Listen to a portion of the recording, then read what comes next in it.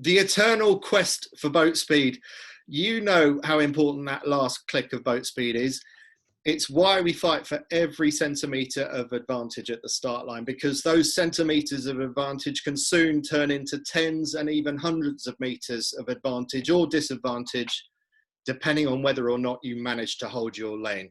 Hi, my name's Andy Rice. I'm a sailing journalist and broadcaster with a special interest in what makes sailors tick and what makes them go faster, which is why I'm on the call today with professional sailor Henry Bomby. Morning, Henry.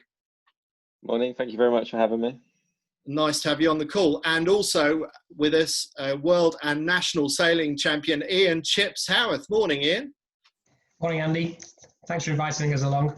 No worries. Now, Ian, you are a very good sailor in your own right, but I've got you here mainly in your capacity as the CEO of Cyclops Marine, and you've got some nice technology that is helping sailors find that last elusive 1% of boat speed.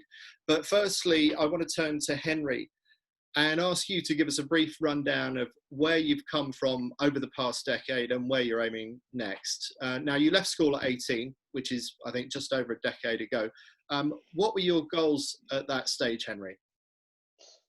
Yeah, I mean, I left school. It was kind of a big decision back then. You know, do you go to university or not? And I actually went to a grammar school in Torbay, and I was the only kid in my year to not go to university, and the only kid to not go to university for 10 years before that, I think. So it kind of felt like a really big deal not to go, but I was very determined to be able to get into the world of offshore racing. It was my big dream. It's all I could think about and all I wanted to do. So I set up a project and sailed single-handed around the UK while also competing on the J80 circuit, and that was kind of the beginning, really. I then was fortunate enough to get selected to do the Figaro with the Artemis Offshore Academy, and that was my big break early on, and kind of things went from there, I guess.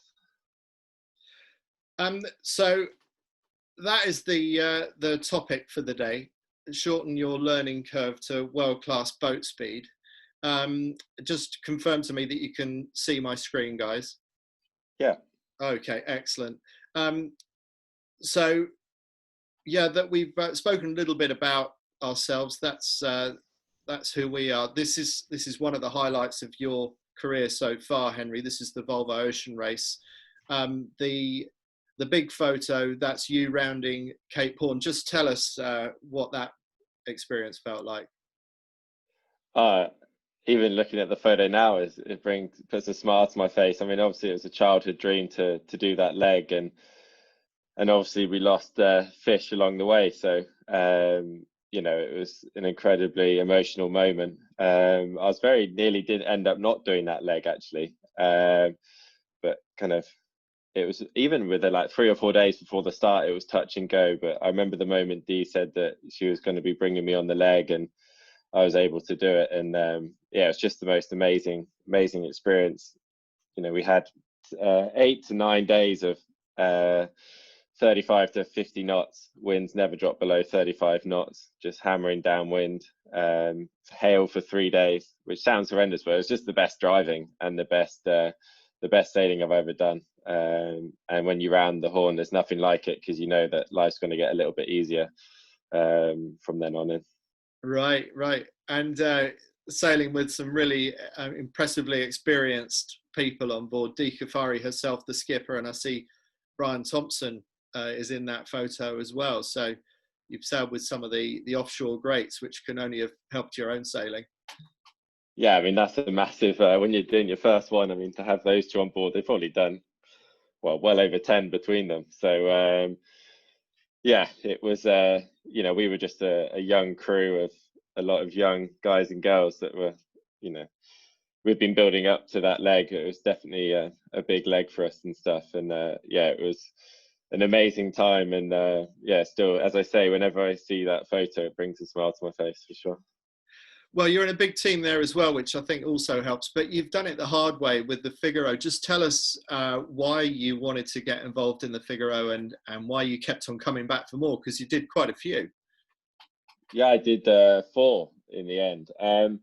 Well, the Figaro is, I guess I kind of we talked about university. I guess I kind of looked at it as my, university education doing the Figaro. I mean, you learn all aspects of offshore sailing. You do the navigation, the boat preparation, and make sure you maintain it and keep it reliable. I didn't have a big budget, so I did all the work myself.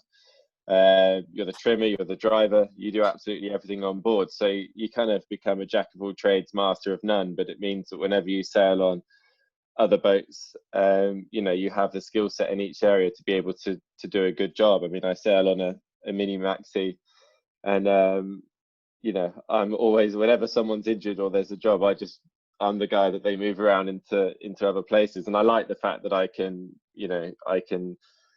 I'm not the expert in each area for sure at that level, but I can hold my own and go and help out at the bowman in mid-bow if I need to, or be the trimmer, or even navigate or do the runners or whatever's required. So the Figaro is a great place, and it's just incredible competition. The level is super, super high. I mean, if you think of the amount of days on the water in an Olympic campaign, it's 30, 40 people are spending that amount of time at this discipline. So it's a super high level, and the boats have been sailed for 10 or 12 years at that point. So the standard was incredibly high, and I just had a huge amount to learn in a short space of time, which and a lot to catch up on, which I really enjoyed. And it's just so rewarding that you can just see yourself getting better and better, that you just want to carry on. And the racing's tough, but after each one you think for a week, oh, I'm never doing that again, it's just too hard. And then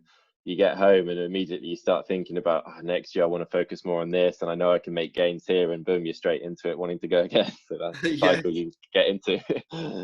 Which you did it 4 times, and also I believe you're the highest finishing Brit that has competed in the Figaro as well. That must be some source of pride. Yeah, I came 4th in leg 2 of the last edition I did, so 2015, I think.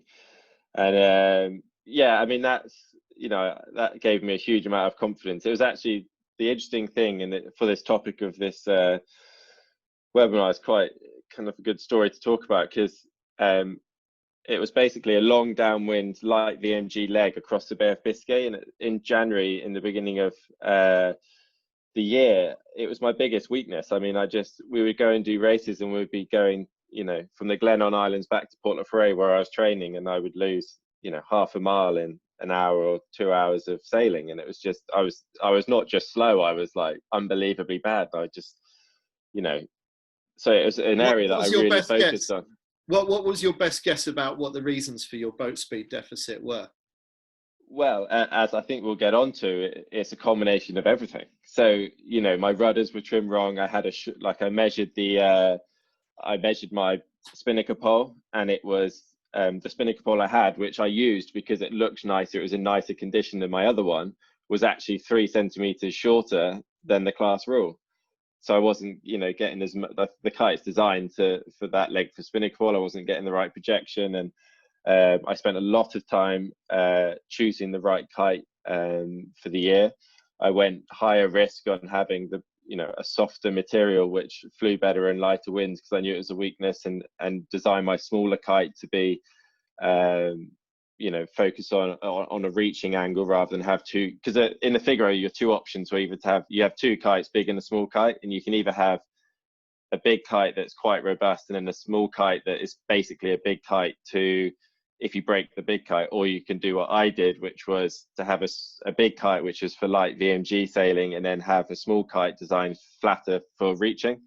So I pushed both of the sails into their own area, and that was a big gain. And and I didn't have a good start. I mean, I was like 28th or something after the first night. We kind of went upwind out of it was actually the leg where SCA won the Volvo. So if you remember, it was when they were beating around Finisterre, and it was big winds and waves, and we actually stopped that leg. We were, I think, a bit ahead of them, and dismastings and what happened, like 2 or 3 boats I think dismasted. So they pulled us into La Coruña, and we restarted again the next day or 12 hours later. And so we started upwind in those conditions. Wind died off, and then light VMG the rest of the way, and I was 28th or something after the first night, and then just sailed through people to come 4th. And it was a really big moment for me, in the fact that, you know, you have to address your speed weaknesses and not just practice what you're good at. And actually the fact that, you know,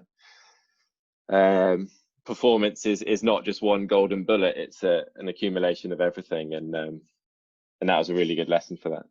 Right. And so you climbed from 28th to 4th. So was that through war of attrition in that particular case, or what were the reasons for it? No, I mean, it was just boat speed, because there wasn't really many tactical options. And by then, so we started in heavy upwind, transition into light VMG downwind, I mean, less than 8 knots all the way across Biscay. And a bit of a sea state at the beginning, but it flattened off pretty quickly because it was from the south. So, you know, didn't have much runway. And yeah, it was just boat speed. And, you know, it was a very enjoyable leg because you're just sailing past people. You know, I remember sailing very close to Jeremy Bayou, who I've, you know, watched as a kid, and just sailing past him and watching him getting frustrated and just kind of giggling to myself, because I just thought, you know, this is great. What a good sport. I mean, it didn't happen very often for me in the Figaro, because I was kind of, I think I started when I was 20 and I finished when I was 24. So I haven't done it for a few years, but it was, you know, it was just boat speed, and that comes down for setting your boat up well, and then obviously the technique of sailing it in those conditions. And it's something I worked really hard on. And to go from being, I wouldn't even exaggerate to say, the worst in the fleet at that stuff, to being, you know, top 3, top 5 boat speed wise was very rewarding.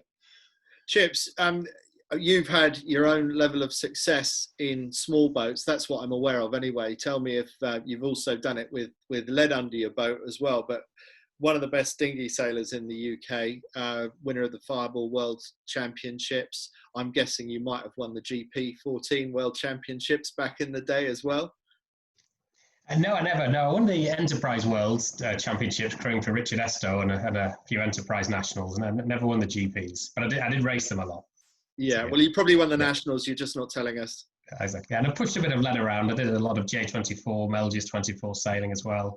And does Ultra 30, does that count as lead? I'm not sure. Well, no, that's sort of an interesting hybrid. I would say that was very much a big dinghy, because those things did fall over. I'd say the mast was probably heavier than whatever it had going on underneath. I agree, yeah. But you'll be familiar with this this whole challenge that we have in sailing. You've got so many variables that Henry was just referring to. I mean, you think about how long you could be sailing around with a spinnaker pole that's 3 centimeters too short and never know it. Identifying that source of the problem, or where your biggest boat speed deficit lies, that's a real challenge in any size of boat. And what's been your approach over the years as a good seat of the pants sailor to identifying the biggest area for improvement?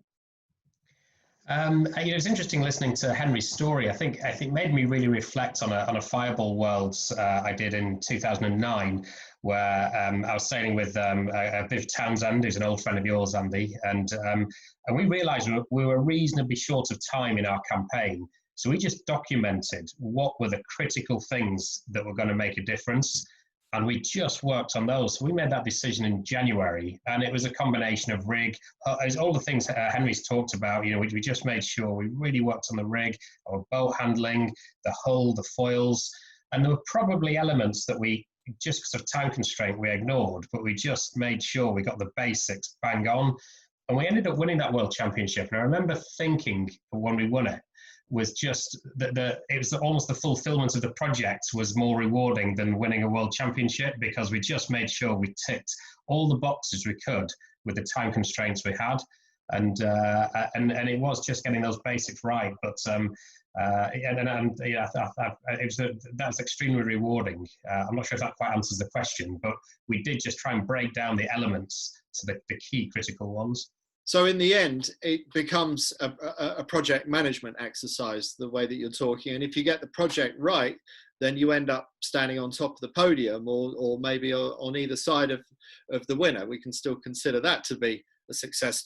Talking about podiums, this is where you're aiming next, Henry. So just tell us about what this new challenge in the 2024 Olympics will be.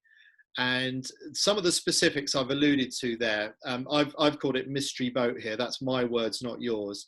But just tell us about what you expect to be doing between now and the Olympic regatta in Marseille in 2024. Yeah, so the fact that World Sailing brought in an offshore class for the Olympics is, you know, for me, when I heard the news and heard the rumours and stuff, it was a compelling challenge that, you know, I knew that I would want to take on straight away. By that time I'd been sailing, fortunate enough to be sailing on a Mod 70 on Figaro for 2 or 3 years, and then do the Volvo, and I really missed. You know, I guess for me, sailing a 30-foot boat short-handed is kind of like going back to dinghy sailing for me. It's kind of what I specialised in. So, and the challenge of the Olympic class is really unique, really, for the offshore, because it's going to be supplied equipment, and so that's a really big thing. And potentially you won't know the boat until 9 months before the Olympics start. So. Comes back to that problem that Chips was talking about in a way, although at least he knew the shape of the boat he was going to be sailing. It was a fireball. Yeah. But you've got this problem of you will have familiarized yourself with as many different types of 30-footer as you can, but have you already started to think about how you would address that final 9 months, which is surely going to be one of the most critical parts of that campaign?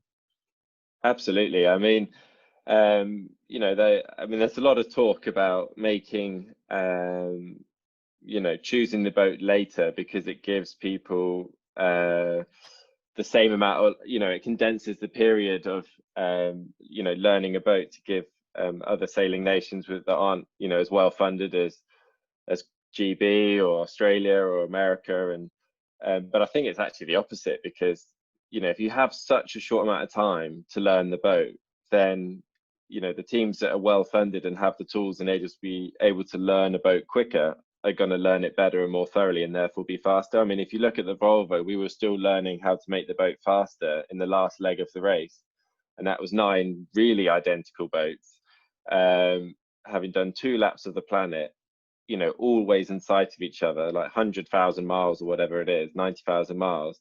And people were still learning how to make the boat go faster. So by that premise, no one will know how to make, you know, a 30-foot keelboat go the fastest in only 9 months, and therefore the teams that can learn the better, you know, learn that better will do the best, and will be fastest, even if it's, you know, not as fast as the boat could actually go.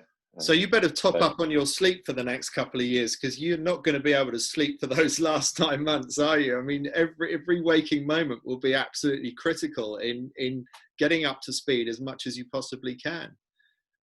So this is quite a unique kind of challenge that we're talking about then, knowing that you're going to be racing on some kind of 30-footer, but you're not exactly sure what. So can you give us some insight into how you've been thinking about how you'll go about that challenge, and how other sailors might be able to relate to that? Yeah, I mean, I guess there's 2 main things of it.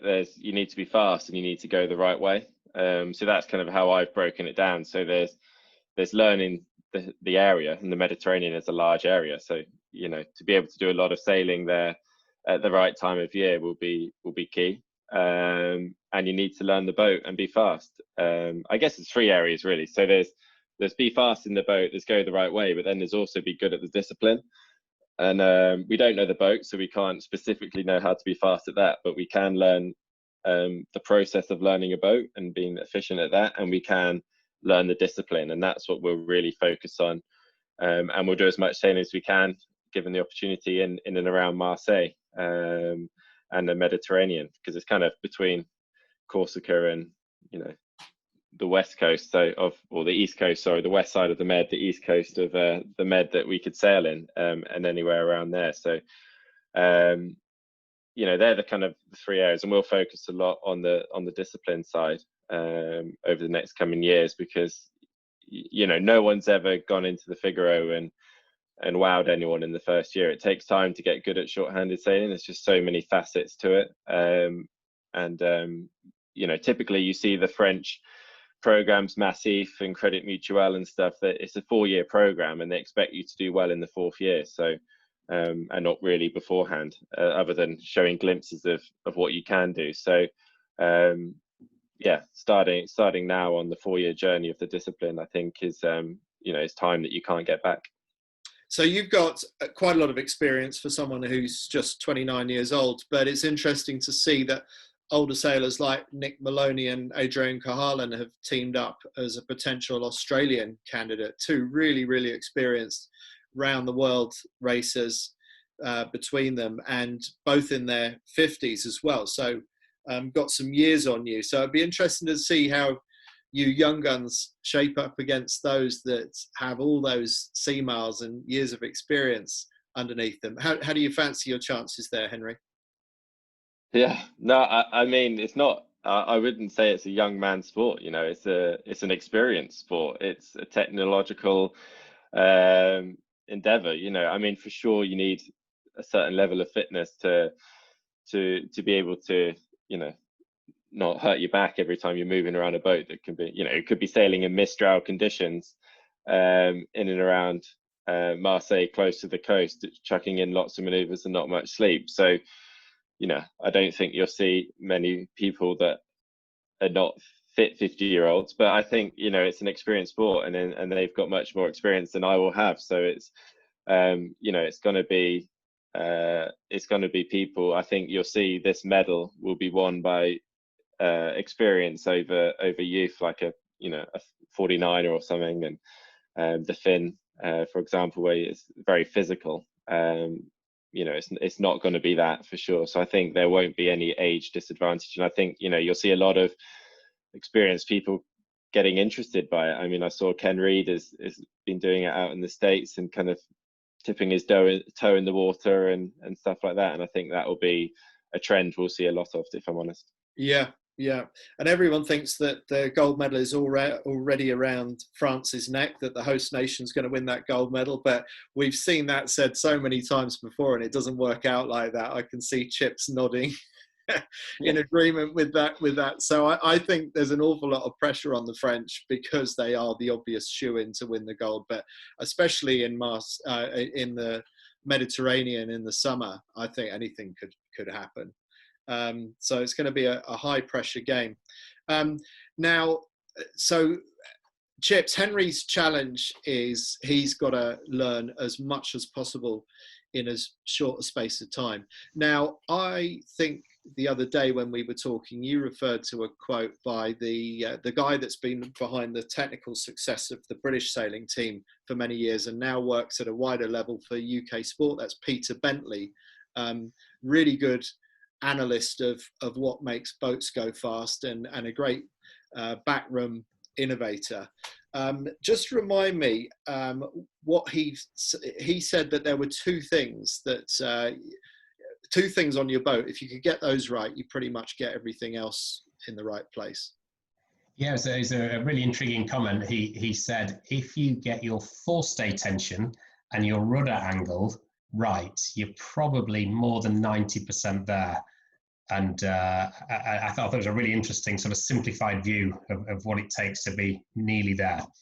Right. Yeah, that is interesting. So, Henry, I don't know how much that chimes with you. I mean, until you've got the technology to be able to measure those things accurately, then we might know that anecdotally, but how do we go about actually measuring those things accurately? A little bit of a teaser of what we're coming to in a moment, but just talk us through your process for the elements that we've got on screen here. And if you want to talk about more elements beyond the list of 5 here, then by all means do so. But the hull, just let's start with that one. Yes, I mean, working through them, and as we've touched on, performance is not ever one golden bullet. It's made up of a lot of things. So the hull, you're dragging it through the water the whole time. So really, the hull, you're just looking for the least drag option you can. Offshore boats, quite often you have anti-foul because the boats are in the water so much. But I worked quite a bit on this in the Figaro campaign. There's, you can put anti-foul on, but how you kind of prep it back and sand it back has a massive difference, and there's a lot that you can do there. Foils again is a massive one. You know, making sure that, not just talking about one design boats, but, you know, making sure your foils are, you know, square in the boat and not off to one side, you know, as it can happen with keels and things. So actually, you know, these are like the placid things that you never really touch when you're out on the water, but it's just affects your boat speed the whole time. And so they're things that you just have to get right, because, you know, you could have a brand new set of sails, you can have an amazing crew and your rig perfectly tuned, but if you haven't got a good bottom job and you're trying to drift along in sub 5 knots of wind, you're not going to be fast. So those sorts of placid things are just things you have to get right and work on, but they're not really dynamic, you know, trim tools. And then the rig. So the rig is made up of a lot of elements, rake being one of them, different settings between rig for upwind, downwind and reaching. You can change the power and the depth in the mainsail a lot with your rig tension for reaching and light reaching conditions. And having the tools to know how much your rig sags and when it starts to sag, like what rig standing rigging you have, whether you have diaphragm rigging or rod rigging or something more exotic, carbon and things, then, you know, understanding your rig and understanding as you go up the wind range, as you start to go from wanting to power up to being powered up to then wanting to depower, how you change your rig to affect your sail plan is a big one. And sails is, you know, you probably buy a new set of sails each year, but learning those sails, learning how they've changed, speaking to your sailmaker on the differences, what they expect, the differences to be where you think you'll now be stronger and where you'll be weaker, and yeah, putting the whole package together. And then crew work is something that everyone works on because it's an obvious one when it goes wrong. So yeah, maybe you don't need to talk too much about that, but it's yeah. Well, there's also the other human input, of course, is how accurately they're trimming the sails and how accurately they're steering the boat. And one thing I'd be interested in, Henry, you probably know this better than I do, but I hear that for next year's Fastnet race, for example, it's going to be permitted to any boat, not just short-handed boats, to use autopilots. Have you heard that? I think that's allowed this year. I think so. Okay. So in the Royal races this year, you're allowed to do that. So in your experience of sailing boats where you're only allowed to steer them, such as in the Volvo Ocean Race and in the Figaro, where obviously you were using an autopilot, how differently do you have to set up other elements of the boat and the boat balance and things like that when you're talking about a human steerer as opposed to an auto steerer? I mean, quite differently, but it's subtle. You know, I wouldn't change the rig because I'm just about to go on autopilot, but I absolutely would change the setup in terms of sheet leads, twist, to be more forgiving, because a pilot won't drive, especially in the 30-foot range of boat, a pilot won't be as good as a human, on the basis that, you know, waves have and gusts have a much bigger impact on the yacht than, you know, on a 60-foot Imoca or an Ultime. So for sure, you need to have a more forgiving setup, and that, in very general terms, just means more twisted sails and pointing, not like if you're upwind, for example, you would twist the sails off and you would not try and point as high on the basis that you would, you know, accept being a few degrees lower. But when you're on pilot, it's about never being slow, whereas when you're driving, you're trying to be, you know, fast all the time.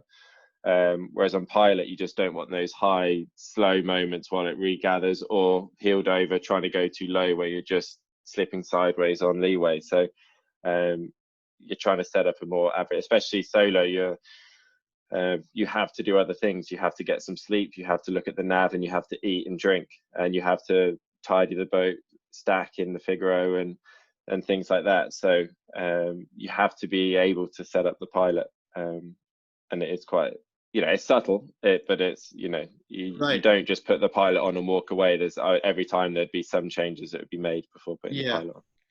Henry, will you be using autopilot in the Olympic Games?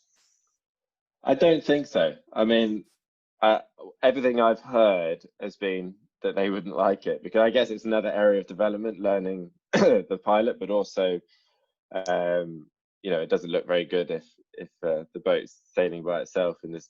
Not that I'm sure there ever would be, but two people down below, they're terrified of that. But there might be a very simple pilot, a compass, for example, with no wind information put into it. So for safety, you can use it, or maneuvers, you can use it, but you would never use it for performance because it's just rubbish.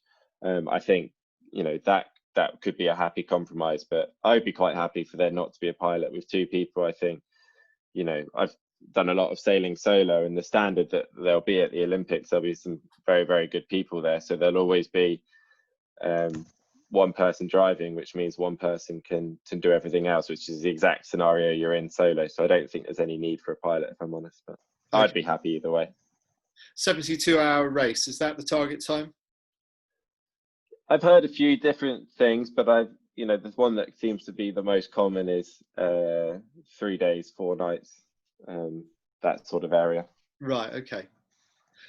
Now, I asked Chips just 5 minutes ago about that Peter Bentley comment about forestay and rudder angle. So I just want to gradually tease our way into the technology that we're going to talk about. Now, this is one of your customers, Chips. It's Peter Gustafsson and his J111 Blur sailing team, who won their division ORC5 in the Rolex Middle Sea race last year, and they won their class in the coastal race. And Peter is a big fan of your technology, and he says that part of their success was down to knowing what they were doing with their backstay tension a lot more accurately. So Peter said, with SmartTune, we have a common number on the mast to work with both trimmers and the helmsman in the loop. We're more proactive when the conditions change. This leads to meters, which leads to boat lengths, which leads to places on the scoreboard. So a very strong endorsement from Peter Gustafsson there. And this is the technology that you're developing, Chips. And Henry, you are a paid up customer of SmartTune.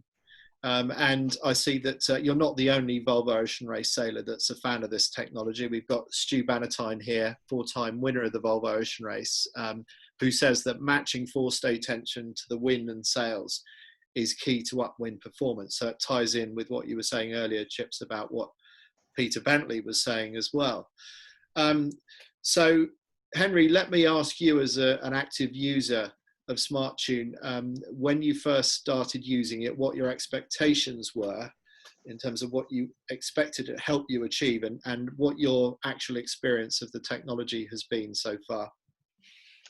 Yeah, so we bought the SmartTune actually before the Fastnet I did with Hannah Diamond last year, and we only had a 2-week run up. So the boat arrived from the factory 2 weeks before, Sunfast 3300, and so it really was plug and play. And the guys came down. We were very fortunate that the guys came down to help us install it. So it just was straight in, and then we just had, through the B&G instruments, we just had a forestay readout, which allowed us to see what our numbers were, to allow us to be repeatable throughout the race. I mean, we were very much learning how to make the boat go faster during the race. We hadn't sailed in any of those conditions before, basically.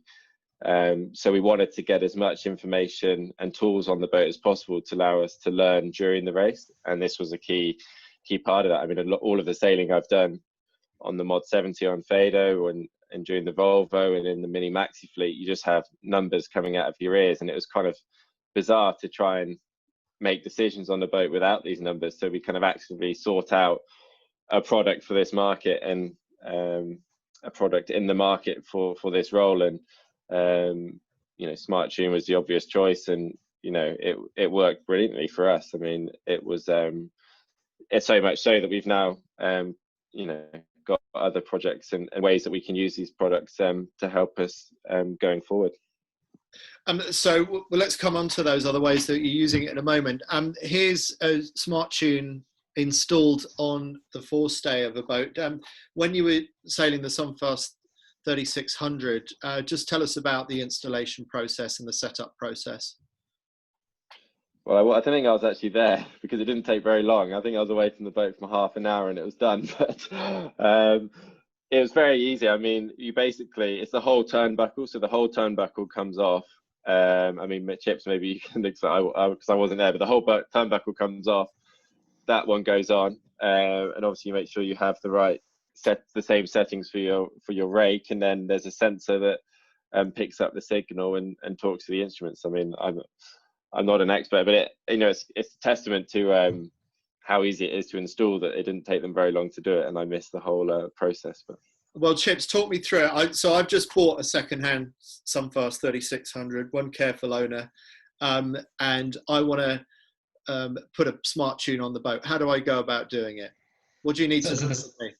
Okay, yeah, so the first thing to do is put the device on. Here's an example of one I've got in my hand. So effectively, this is the bottle screw body you can see in the picture there. So if you want to put it on your forestay, you just unload your forestay, maybe to tie your spinnaker halyard down to the somewhere secure on the bow. Just effectively unload your forestay, unwind your dumb bottle screw body off, and just wind this on. You just wind this on into position, and the clever, the alchemy of this product is you've got the metal bar of the turnbuckle inside here, and what we're doing is we're strain gauging, or we're load sensing the load on that piece of metal, and by doing it in line, that gives us a huge amount of accuracy.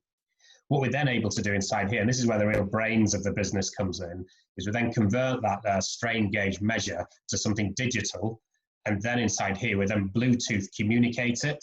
So we're taking it's a hybrid of technology between load sensing and then Bluetooth technology. So that's the way we can get it on the foredeck of the boat without needing any wires. What we do have, we've got small battery compartments here, and the batteries are driving the Bluetooth communication. So then they'll last around about 6 months. So once every 6 months, you need to change your AAA batteries.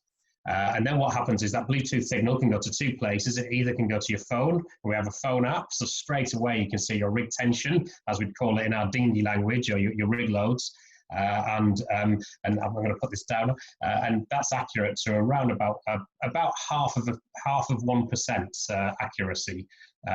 So maybe on something like Henry's boat, when he may have something like a ton of forestay, that's accurate to within 50 kilos. Would that be right? Yeah, 50 kilos. Yes, and that first it can go to your phone, but also it can go to, we can supply an additional accessory which effectively gets it on your instruments, as you showed in one of your pictures, Andy. And I think that's what most people are doing. So as they're sailing along, they're seeing their dynamic loads as they're racing with the impact of backstay and main sheet. As they're racing along, they're seeing their numbers on their digital displays, and I think that's the way to get the most value out of this product.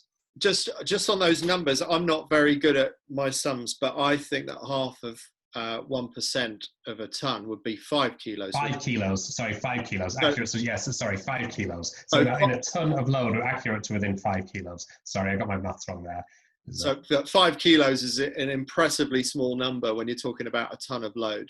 So, and in our, if you don't mind me, I think in our business strategy, we recognised the accuracy of this was really important, because we want sailmakers to be able to say to sailors, look, if you buy our sails, these are the numbers you need to set up to. And if our devices had a wide accuracy range, then it would devalue the numbers the sailmakers are giving to the sailors. And we see this as being a real device to help people hit the numbers they're being advised to. Henry, I might be putting you on the spot here, but let's use the example of a Sunfast 3600. Do you happen to know what a suit of sails might cost for a Sunfast? I do. Depends what sail. Let's go with the most expensive. So don't have to say who the most expensive is. I think we can guess, but let's go with. We all understand that sails are an essential product. I've introduce the top of this show with that final 1% of boat speed, because we are in a game where the rich get richer. If you don't hold your lane off the start line, then you're toast. It's the opposite of slipstreaming in cycling. There is no slipstreaming. You're just eating everyone else's bad air. So we all understand as sailors why we need to buy brand new sails, even though the set that we're discarding and leaving on the dock are still 95% good. So we understand the investment that we make into sails. And I just want to understand, for the example of the Sunfast 3600, how much money are you spending a year if you want to win around the windward mark of a major competition in the Sunfast 3600? Yeah, I mean, I sell the 3300, so I don't know for a 36, but I mean, it's 35-40 grand a year in new sails, to buy the best sails from 40 grand a year, which is the most expensive. But yeah, so I mean, it's a chunk of money. I mean, maybe there's a lot that's to get a fresh set for a new boat. I mean, maybe there would be some sails you would, you realize you haven't used much that season because it hasn't been very windy, and your J3s you can use that again next year. But yeah, it's tens of thousands of pounds in a 30-foot boat you're spending on new sails each year to be competitive, and to get the most out of those sails, you need to know where you're at. I mean, that's the key thing about performance, is actually spending time learning what is the best setting, but then also being able to repeat that setting over and over again in the right conditions. And shorthanded especially, you've been going for 8 hours at VMG on the kite, and you're going to upwind, for example. You don't want to spend the first half an hour working out how to go fast again. You want to go straight to your settings and fine tune from there. And that's where, these sorts of products are invaluable, because it gives you live measurable feedback that you can record and learn what the best setting is. I mean, we use K&D as our data analysis and performance software, and we're able to go through and and quantify and validate what our settings is. So we also come off the water with our opinion, but by having a digital readout means that we can back it up and verify it scientifically, rather than the what a lot of us sailors like to think we have which we do, we have a feeling of what's better, but it definitely helps when you've got a validation of that. Or perhaps the most useful is when actually you come in and it's the complete opposite of what you thought, and it might be something hidden that you can't see that was affecting the numbers. Leeway, for example, can distort numbers massively. So it's good. I mean, it's the way sailing's going. I mean, it's not going to become less technically advanced and less technically important. It's an area of sailing at the very top level, which is only going to grow and expand, and products, like the Smart Tune that Cyclops are developing, are just going to become more and more mainstream in every part of sailing, from dinghies all the way up to, I mean, they used the America's Cup, I think, Cyclops products. So it's something that can be used for everyone for the exact same purpose. Chips, tell us about that. Do we see Cyclops products being used at America's Cup level at the moment? Yes, very much so. A lot of our development of our whole business was done in partnership with Team Ineos and Ben Ainsley's team, and they're using our products all over their boats. I'm not allowed to tell you where they're using them. That's the one thing that they held out. But what was fantastic working with them is ensuring our products were developed absolutely for sailing and racing purposes. I mean, they really challenged the technology to deliver that. Okay, and I want to introduce the other product because I want to ask you, Henry, how you use the two in conjunction with each other. So we've spoken about Smart Tune, which you fit to your forestay. Now, these are wireless load sensors. And so there we see them in situ with taking the strain between two ropes. Just tell us how SmartLink works for you, assuming that you've already used SmartLink products. Oh, wow. We were just about to, and then we went into lockdown. So we haven't used it yet, but we're going to use it on the bobstay to help us measure luff load of cableless sails is a big thing, and trimming the luff tension of the a cableless sail is really important. So having a number that, it can be a number in space. It doesn't matter what that number is, but you need to know where you're at on that day. And traditionally at the moment on a 3300, we just have a mark, and where that mark is relation to the clutch from the tack line is all we're using, and we don't have halyard lock, so it's it's nothing other than to where you were 10 minutes ago. So we're going to use it there, and we're also going to use it on the runners to get a specific number on. At the moment we're doing runner tension based on how much it's pulling on the forestay, but when we're not using the forestay, for example, with a cableless sail, we don't have any information, so we'll be putting it into our runner system as well. Wow, so you've gone from marker pen to a digital product like this. I mean, it's like going straight from the Stone Age to the Space Age, isn't it? It is. I mean, I guess it's not really been done on 30-foot boats before, because I'm very much this way inclined, I guess, because of my experiences in the racing I've been doing on much bigger boats where it's much more prevalent. And the understanding is, you've got a lot more people to work on this, side of the sport, but it's, the trickle down is certainly happening, and this is a showcase of that. And I think it adds a lot to the value of sailing for private owners and things. I mean, everyone loves tinkering away with stuff. I mean, it's one of the joys of sailing, isn't it? It's, the amount of people during lockdown I've seen with their dinghies out in their garden just messing around and tinkering away. I mean, it's the one of the joys of the sport, at least it is for me anyway. So, having some new numbers to look at is great. Well, I think there's also a universal human truth that what we can't measure, we don't value. And it's why GDP is used to measure the wealth of a nation, even though it's such a blunt instrument, we still use it.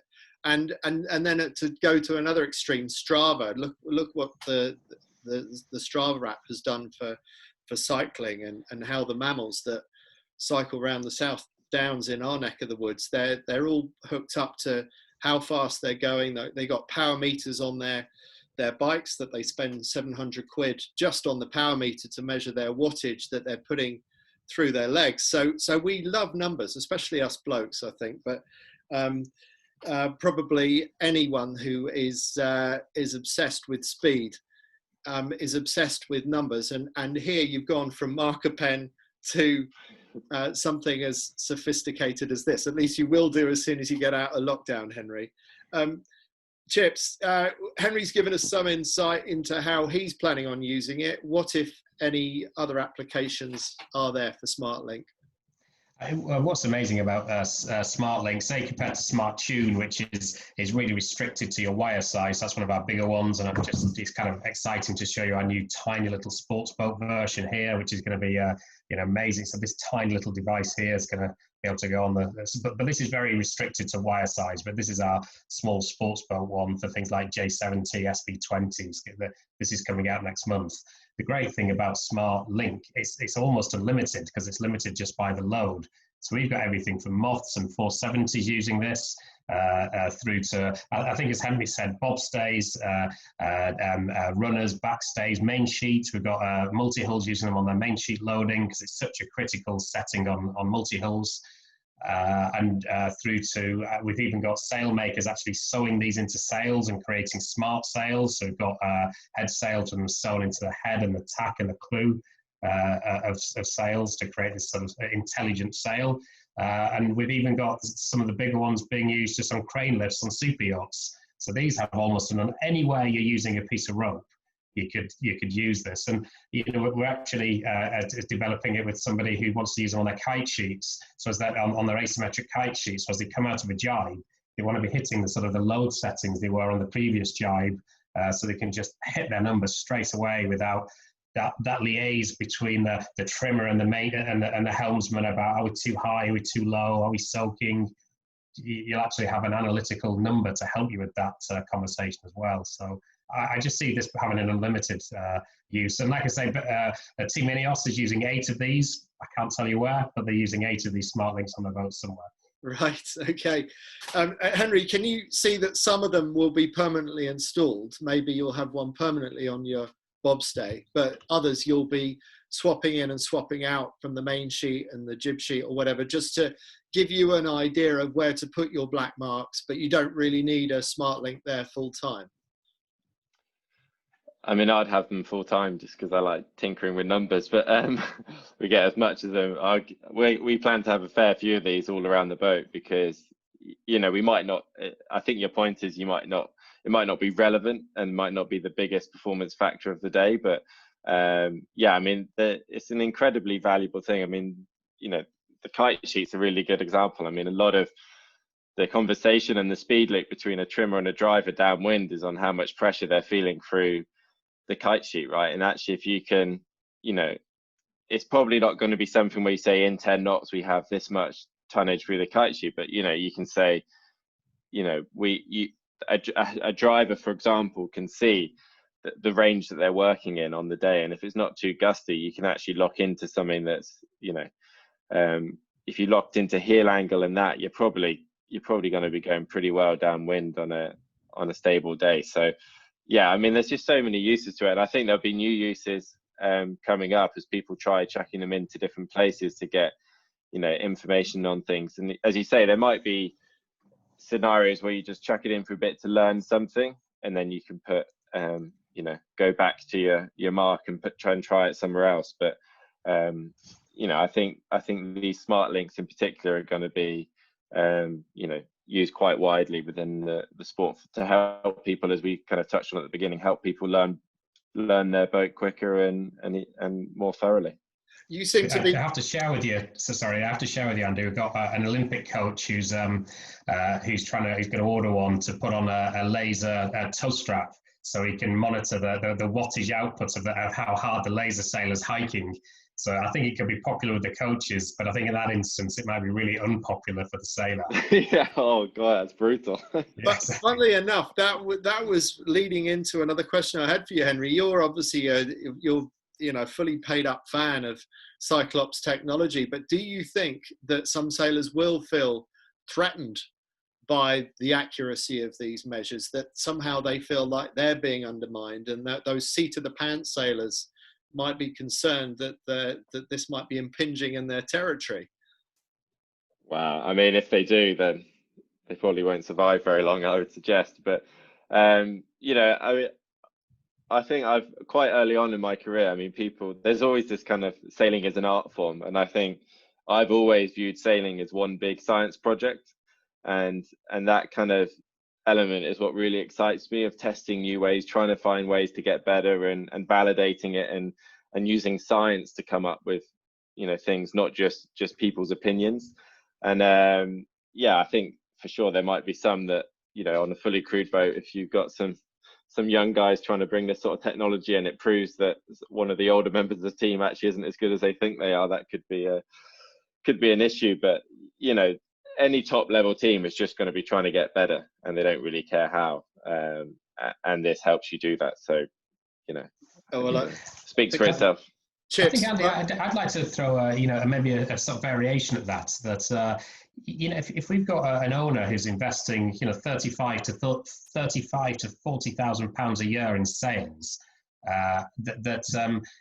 by having a product that's going to help them use those sails more accurately, more of the time, they're getting more value out of that investment in the sails, as opposed to just somebody's feel, and they'll spend half the time not really in the groove. Now, if I was somebody writing that check for the sails every year, I'd want to try and get the best value I could out of that investment. And if this technology helps with that, I see that old guard actually maybe being quite happy about this sort of technology for that reason. Well, let's talk about that. Let's ask you about the cost, and let's call it an investment. What is a typical price of a smart tune? Maybe give us a range, and then tell us specifically what a smart tune for a Sunfast 3300 or 3600 might be, and then maybe you can do the same for the Smart Link range as well. Yeah, so for Henry's boat, it's 3300. The device itself is £1,295. That's including VAT. and the gateway box, which you can have, so you can thread that onto your forestay in 10 minutes and have it automatically sync to your phone. So that's it, you're up and running with live rig tension loads. I would recommend getting it into linking it into your electronic system. So you need an additional gateway box, which is another £327. So roughly speaking, for 1,500 quid, you are up and running with live data, in race, real time live data for £1,500, which and then apart from a battery change every 6 months, which is around about £2, this thing should last you, it'll last you the lifetime of the boat. So. Right, and so how long would you expect a product to last? And could you see people taking it from boat to boat, provided they sort of stayed in the same size range, for example?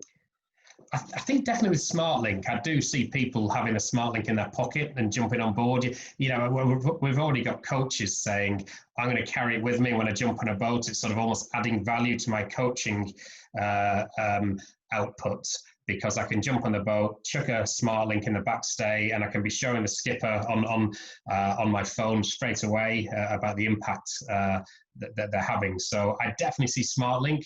Smart Tune, maybe. I think Smart Tune's a little bit more connected to the boat. So I see that. What I'd like to think is, smart tunes are probably more likely to stay with the boat. I would say. And you would add that into the to your advert when you put it up for sale. You'd say it's already pre-fitted with smart tune, and you would hope that would add value to the sale of your boat anyway, I suppose. I hope so, and I think also I see boat importers. If I was going to buy a new X boat, an X yacht, or a Jano or a J boat or something like that, it should probably be an optional extra tick box.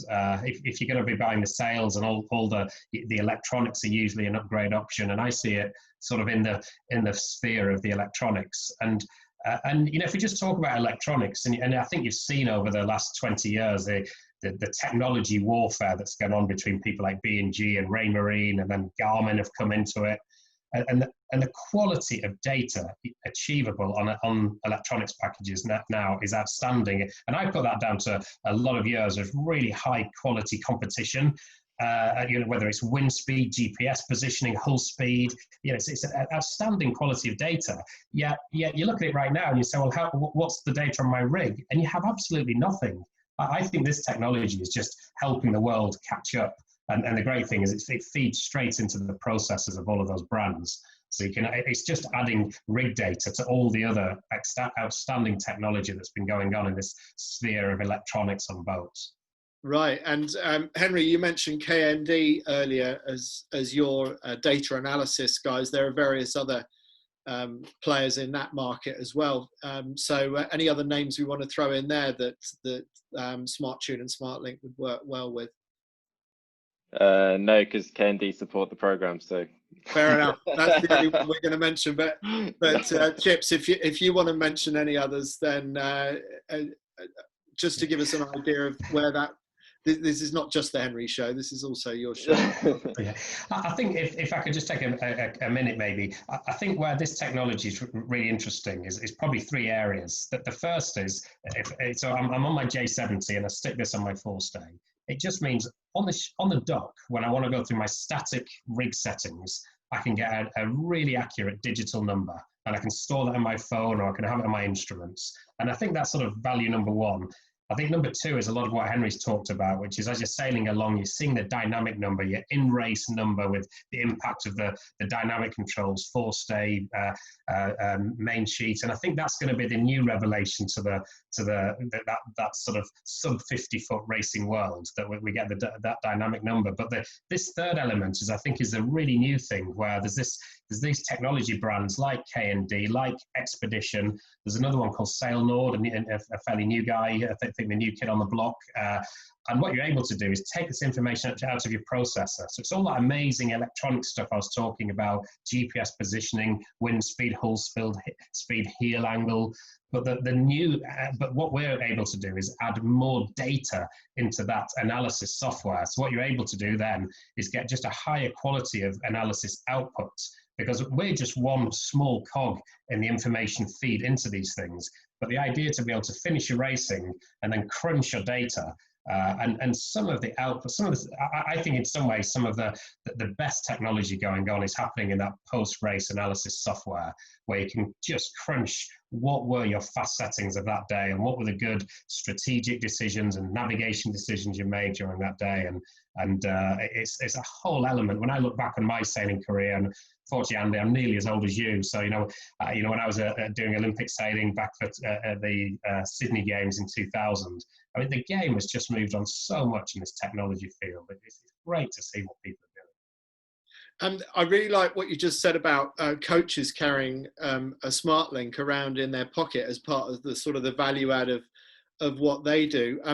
In this image here, I can see we've got 3 examples. We got a 10-ton, a 5-ton, and a 2-ton smart link. Can you just give us a range of prices there? Yes, I think the 2-ton starts at £1,700. Bear in mind, these are titanium, designed to be effectively the smallest, lightest load measuring device you can buy. And that was, again, some of the pressure INEOS put onto us. They said, we want to measure load, but this thing's got to be absolutely minute and as light as possible. So this really is out and out America's Cup technology here. So £1,700 for the 2-ton, £2,000 for the 5-ton, and I think £2,200 for the 10-ton. And what's the weight range there, talking about how light they are? Very light. So very light and very small. You'd have to kill us. You could tell us, but you'd have to kill us. So you actually have to buy one and put it on your own kitchen scale to find out. I think there's a technical sheet coming in the next presentation that shows it. But I think actually, using them, joking aside, obviously the weight saving is really important. If you're going to put this on the toe straps of a laser, it can't be very heavy. So, but actually, I think that the minute form, the size is as crucial as anything. Because you think on Henry's boat, he can't be adjusting rope lengths too often for putting these things in and out. But so as a result, that we've made them incredibly small. Which, when you think, inside those small, the little black bit is a plastic enclosure, a molded enclosure, and inside that space there, we are measuring the strain across the titanium, and then we're Bluetoothing it, and then we're communicating it in a tiny space. And like I said, that was America's Cup beating up that created this innovation, really. Yeah, fantastic. And do you happen to know to what depth they are waterproof? They're all waterproof to a depth of 1 meter, but these smart tunes are also what's known as IP69K, which means effectively, if I put it in plain English, you can jet wash these things and you're going to have no problem with them as well. So. Right. Okay. Excellent. So we're talking in June, and there are some. We'll make sure all the specs are available for you. Anybody watching to download all the specs and take a proper look afterwards. But you've got a special offer running for anyone watching this now, Chips. So all the products we've looked at, anything in the Smart Tune range, anything in the Smart Link range, if you buy before the end of the 30th of June 2020, you get a 10% discount. So the way to do that is to get in touch with one of Chips's colleagues at Cyclops, Sam Cray. Send him an email. We'll make sure all the details are available for you at the end of this video. And you can discuss which product is right for your boat and for the style of sailing that you're doing, and you can claim that 10% discount. And I'm also going to throw in a 12 months free subscription to my website, which is all about how to sail faster. It's interviews with professional sailors like Henry Bomby. So I will throw that in. That's worth $150 US. I haven't done the calculation, but it's 130 odd quid for the year, something like that. And also, I understand, Chips, that you will offer a free 30-minute installation walkthrough of the product for anyone who buys through this offer. Have I got all those details correct? Yeah, that's exactly right. So if you drop an email to sam.cray@cyclopsmarine.com and just reference Bomby Boat Speed to claim your discount as a result of watching this podcast, Sam will look after you, but also Sam can give you a call and just talk you through the technology, how to install it, how to get the readings through the gateway on your display, and that's an additional sort of help we'd like to give. We want the new customers to really enjoy their experience with the products. Fantastic. Henry, I don't know if I've given you a full opportunity to be able to talk about all the different aspects that you feel that you've benefited from with this technology. Any other things you want to throw in? Any sort of light bulb moments that you want to share with us? No, I just think, the big takeaway for me of sailing in the last kind of 5 years is the impact and influence that data analysis can have on your sailing, and that all starts with high quality sensors, and that's kind of what we've been talking about today. And it's the start of a big chain of performance influence, I guess. I don't know what the right word is, but it's the start of the chain basically. And it gives you a quantifiable number that allows you to just keep chipping away at different aspects of the campaign. I mean, if you're a weekend warrior type sailor with just an amateur crew, or even lucky enough to have a few paid sailors that come with you, it's good to have a few areas that you're focusing on, and focus on the areas of weakness that you have, that you can have the biggest impact on your performance, and that's kind of the real key. It's just being able to marginal gains is a term that everyone bands around, but it's just, I couldn't preach it anymore. It's absolutely the basis of all performance. Is just keep improving different areas, and that's what the best people are doing. That final 1% that we've been talking about. So anyway, there you have it. That's an insight into how Henry Bomby is trying to find that race-winning edge for everything he's doing, and particularly for his 2024 campaign for the Olympic Games. From his methodical process and his willingness to apply the latest technology to the ever complex problem of how to make your boat faster than the opposition. So thank you, Henry, for your time and for your insights and enthusiasm. Thank you, Chips, for your input from a Cyclops marine perspective. And thanks to you for watching. So if you want to go faster, you know what to do next.